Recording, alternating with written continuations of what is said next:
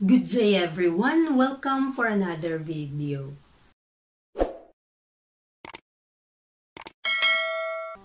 Sa oras na ito, ating pag-aaralan ang salita ng Panginoon. Nasa chapter 43 na po tayo ng The Voice in Speech and Song, entitled Walang Malupit na Salita ni Espiritu mo ng Pagtatalo.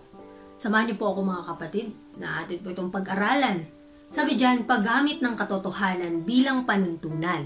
Sa nakaraan, ipinakita mo ang katotohanan sa isang mabangis na paraan na parang ito ay isang panghagupit. Hindi ito nakapagbibigay ng kaluwalhatian sa Panginoon. Ibinigay mo sa mga tao ang mahalagang yaman ng salita ng Diyos. Ngunit ang iyong paraan ay labis na mapaghusga, kaya't umiwas sila dito. Hindi mo itinuro ang katotohanan sa paraan na itinuro ito ni Kristo. Ipinapakita mo ito sa paraang sumisira sa kanyang impluwensya. So mga kapatid, ating mapapansin dito na sa pagtuturo ng katotohanan, binibigyan tayo ng halimbawa ng Panginoon. Paano yung tama at may kabanalan na pagtuturo. Huwag po tayong makikipagtalo sa mga bagay-bagay o sa mga katotohanan na hindi agad na iintindihan ng isang tao. Bagkus ipanalangin natin sa Panginoon na sa atin mismong mga sarili ay malakaran po natin ng may kabanalan ang mga katotohanan.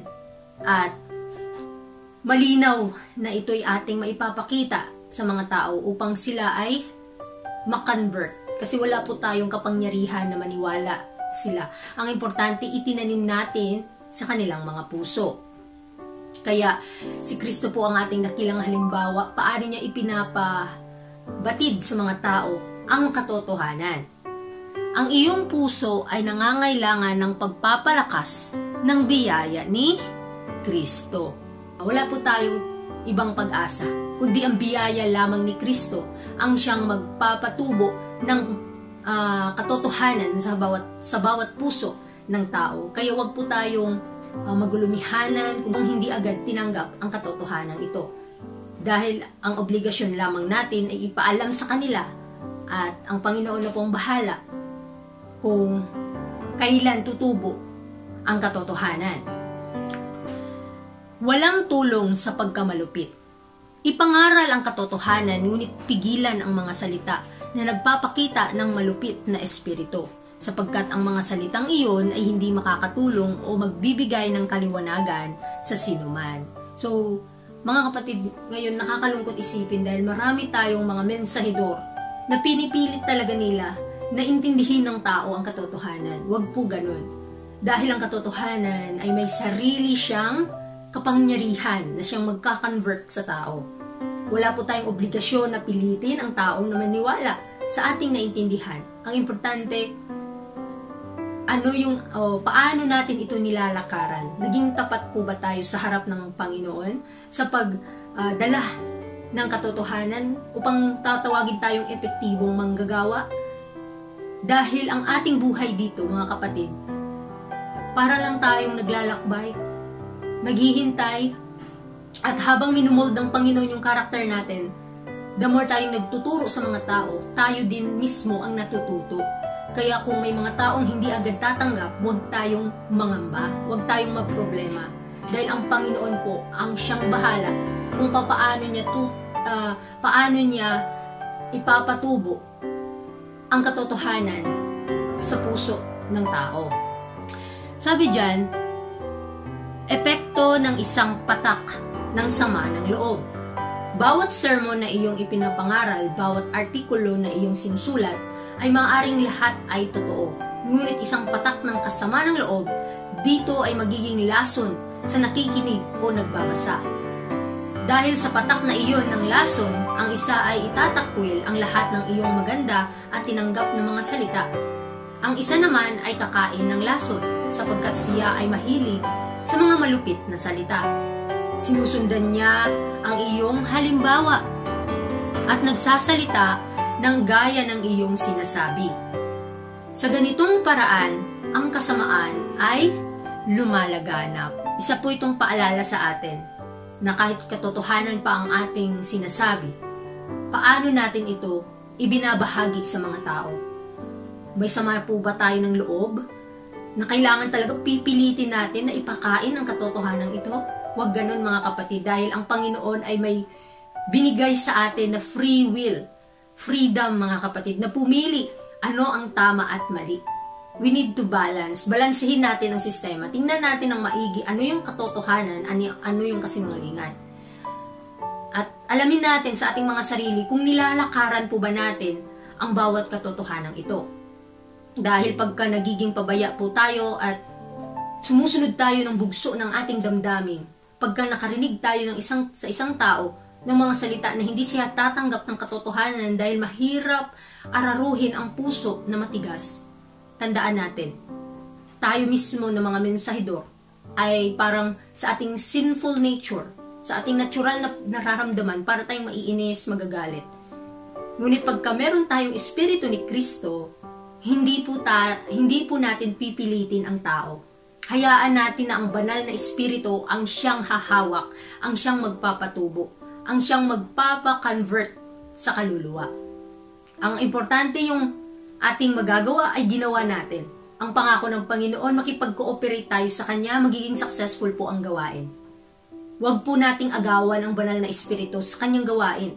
Bagkus may kanya-kanya po tayong gawain at ang banal na Espiritu, ang Kanyang gawain ay magpatubo ng katotohanan sa puso. Dahil kapag nagiging pabaya tayo at pinapangunahan natin ang banal na Espiritu, hindi po maganda. Dahil meron tayong sinful nature. May natural tayong nararamdaman na maiinis tayo. Kaya ang kasamaan ay lumalaganap dahil sinusunod natin ang bugso ng ating damdamin. Gusto nating pilitin na ipakain sa tao ang katotohanan. Ngunit hindi po ganun ang halimbawa ni Kristo. Dahan-dahan yung pinapaalam sa mga tao ang katotohanan at hinahayaan niya lang na ang tao ang mas mag-discovery kung ito ba'y tama, mga kapatid. Sinasabi pa dyan na ang ating wika bilang panulat ng isang handa na manunulat. Mag-ingat na huwag kang magsalita ng masakit kahit isang beses. Nais natin na ang banal na Espiritu ng Diyos ang maging buhay at tinig para sa atin. Ang ating dila ay dapat maging tulad ng panulat ng isang handang manunulat. Dahil ang Espiritu ng Diyos ay nagsasalita sa pamamagitan ng tao. Kapag gumamit ka ng pang-asar at mga walang kwentang salita, nagdadala ka ng kaunti sa iyong sarili at ayaw natin ng anumang bahagi ng halong iyon. Mga kapatid, pagka tayo ay nag-aaral ng mga salita ng Panginoon at ibinabahagi ito, ngunit mali ang paraan natin sa pagbahagi, parang pinapatakan natin ang laso ng katotohanan. Tandaan natin, hayaan natin na kumilos ang banal na Espiritu sa ating mga puso, sa mga puso ng bawat isa. At huwag tayong magsalita ng mga masasakit na salita, kahit kakaunting salitang hindi maganda, mga walang kwentang salita. Ipanalangin natin sa Panginoon na tayo mismo sa ating mga sarili ay makalakad sa katotohanan na ating daladala. Mga kapatid, huwag po tayong maging sinungaling. Kapag tayo nag-aangkin ng mga tagasunod ng Panginoon, ipakita natin sa gawa. Huwag sa salita. Huwag parati sa salita, mga kapatid. Kaya mag-ingat, bawat oras, sikapin na maging kagaya ni Kristo sa lahat ng panahon. Sa lahat ng paraan, lalong-lalo na sa pagtuturo at tayo'y nagdadala ng katotohanan. Banal na katotohanan. Sabi pa dito, mag-ingat sa bawat sandali. Ang mga kabataang mga ngaral at mga lalaki na minsang naging ministro na magaspang at magalitin sa kanilang mga pamamaraan na gumagamit ng mga salitang hindi ganap na marangal at disente sa kanilang pag-uusap ay hindi karapat-dapat na makibahagi sa gawaing ito hanggat hindi nila ipinapakita ang ganap na pagbabago.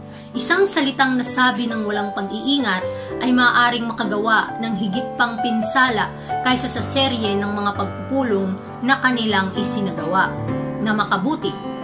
Iniiwan nila ang pamantayan ng katotohanan na dapat palaging itaas na ibinababa sa lupa sa harap ng komunidad.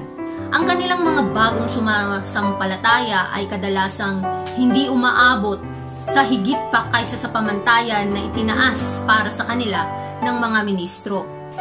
Ang mga taong nasa pagitan ng buhay at kamatayan ay dapat naganap na tama. Ang ministro ay hindi dapat mawala ng pag-iingat kahit isang sandali. Siya ay nagtatrabaho upang itaas ang iba sa pamamagitan ng pagdadala sa kanila sa plataporma ng katotohanan. Ipakita niya sa iba na ang katotohanan ay may ginawang mabuti para sa kanya. Sa ating pag-aaral mga kapatid, binabahagi natin ang katotohanan ng may kabanalan.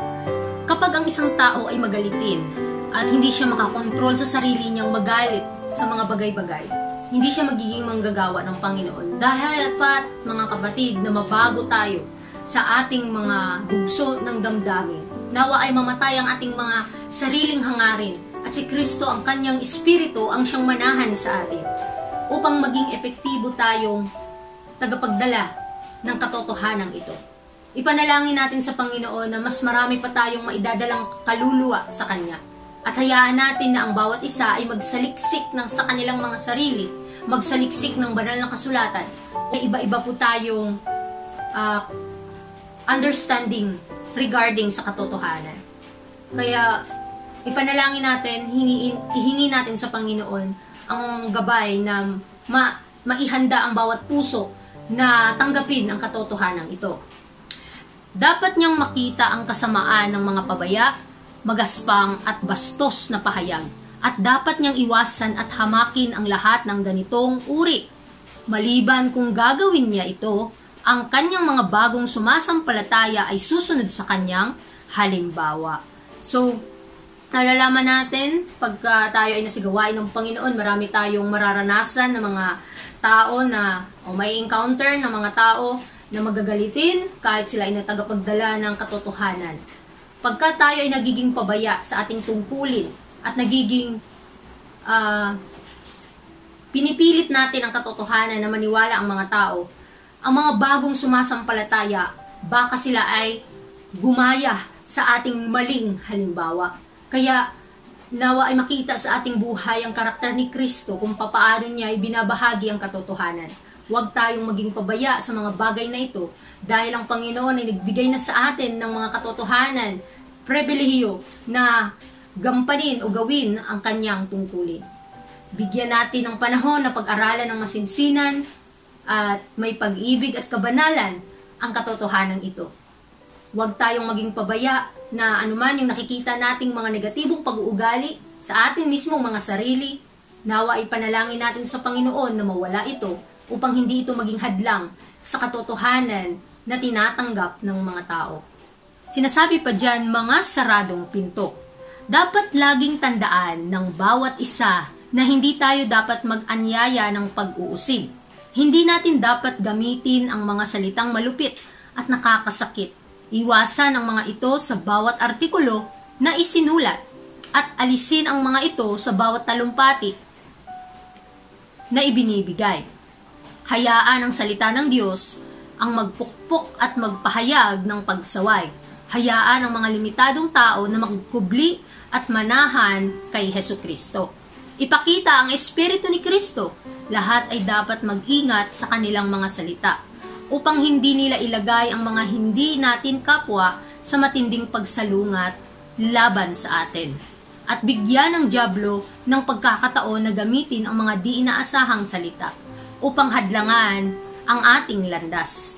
Huwag gumawa ng anuman bago ang tamang panahon. Kapag ang Diyos ay nagbigay ng malapit at matinding mensahe, ito ay magiging kanyang gawain. Ang pagsugat at pagputol ng tao gamit ang matalim na tabak ay maghahadlang sa ating landas. Kaya't makikita natin ang mga pinto na sarado at nakakandado laban sa atin.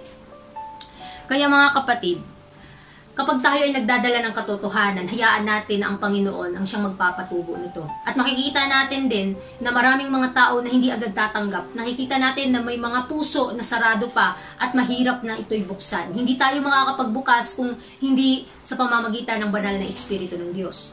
At tayong mga tao na may mababang uri lamang, Hayaan natin ang banal na espiritu ang siyang magbubukas sa mga puso. At gawin natin ang ating makakaya sa gawain ng Panginoon at siya na ang bahala na magpapatubo nito.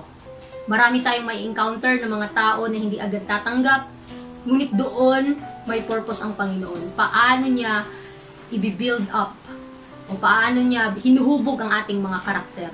Pinapakita po ba natin ang may pananampalataya, may pag-ibig na karakter ng Panginoon, at ito yung binabahagi natin sa mga tao. Huwag tayo maging pabaya dito.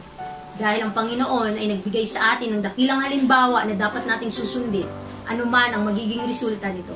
Pagpapalain po tayong lahat at nawa marami tayong matututunan kung paano binabahagi ang katotohanan. Huwag tayong maging magalitin, huwag nating pilitin, kundi hayaan natin na ang tao mismo ang magsaliksik at ang banal na espiritu ang kikilos sa kanilang mga puso.